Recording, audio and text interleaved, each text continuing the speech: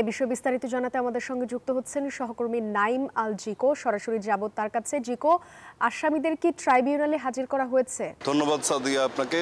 যেমনটি বলছিলেন, আজকে কিন্তু মোট 4টি মামলা রয়েছে, যার মধ্যে 2টি মিস কেস এবং একটি চাংখারপুলের আনাজ সহ 6 জন হত্যা মামলা, যেটিতে পলাতক আসামি সাবেক ডিএমপি কমিশনার হাবিবুর রহমান সহ কিন্তু 8 জন আসামি রয়েছেন।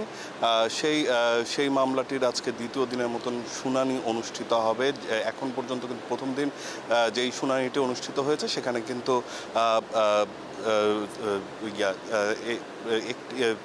এখন পর্যন্ত পঞ্চম দিন, আজকে ষষ্ঠ দিনের মতন আসলে এই মামলার শুনানি হতে যাচ্ছে। এবং আরেকটি মামলা রয়েছে আন্তর্জাতিক অপরাধ ট্রাইব্যুনাল 2-এ, সেটি হচ্ছে রংপুরের শহীদ আবু সাইদ হত্যা মামলা। সেই ঘটনায় আজকে দ্বিতীয় দিনের মতন কিন্তু সাক্ষ্য গ্রহণ হবে, যেখানে হলো এরই মধ্যে 2 জন সাক্ষীর সাক্ষ্য গ্রহণ নেওয়া হয়েছে। এবং আমি যদি একটু দেখাতে চাই, এরই মধ্যে কিন্তু বেশ কয়েকজন, এই 4টি মামলায় বেশ কয়েকজন আসামিকে কিন্তু আন্তর্জাতিক অপরাধ ট্রাইব্যুনালে হাজির করা হয়েছে। যেমনটি জানেন যে আজকে এই 4টি মামলায় কিন্তু 15 জন আসামিকে আদালতে হাজির করার কথা রয়েছে। এবং পুলিশের সার্বিক প্রস্তুতি কিন্তু দেখছেন, এক এক করে প্রিজন ভ্যানগুলো আসছে এবং এখান থেকে কিন্তু ভেতরে নিয়ে যাওয়া হচ্ছে আসামিদেরকে, যাদেরকে আজকের এই মামলাগুলোতে আদালতে আন্তর্জাতিক অপরাধ ট্রাইব্যুনালে হাজির করা হবে। এবং এই 2টি মামলা, একটিতে দ্বিতীয় দিনের মতন এবং একটিতে ষষ্ঠ দিনের মতন সাক্ষ্য গ্রহণ অনুষ্ঠিত হবে।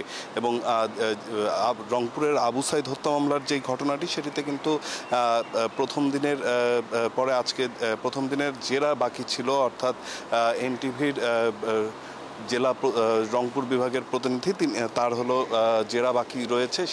সেটি দিয়েই কিন্তু আজকের আন্তর্জাতিক অপরাধ ট্রাইব্যুনাল 2-এর কার্যক্রম শুরু হবে বলে কিন্তু আমরা এখন পর্যন্ত জানতে পেরেছি। তো এই ছিল এখন পর্যন্ত আমার কাছে এখানকার সবশেষ তথ্য সাদিয়া।